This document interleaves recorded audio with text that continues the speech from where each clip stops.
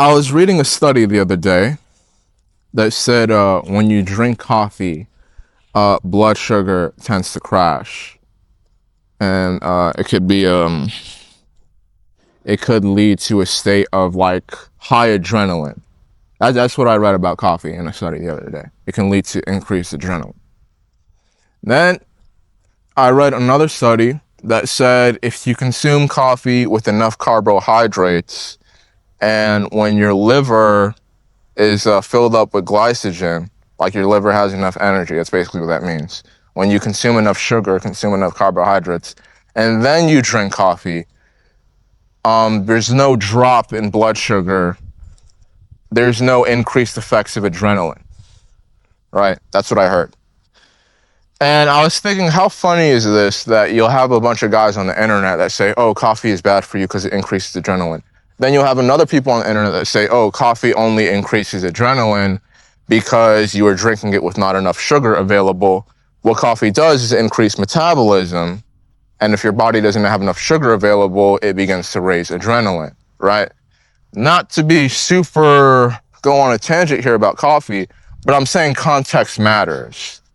Context absolutely matters, right? Context always matters. When you're reading a study about anything in the health field, it doesn't matter whether you're reading about coffee, whether you're reading about sugar, whether you're reading about carbohydrates, whether you're reading about fruit. There is so much context that matters. And I was reading the study about coffee, and I was like, you know what? I don't even really care about the conclusions of these two studies because I feel really good with coffee, and I literally start to crave it sometimes if I'm not drinking it.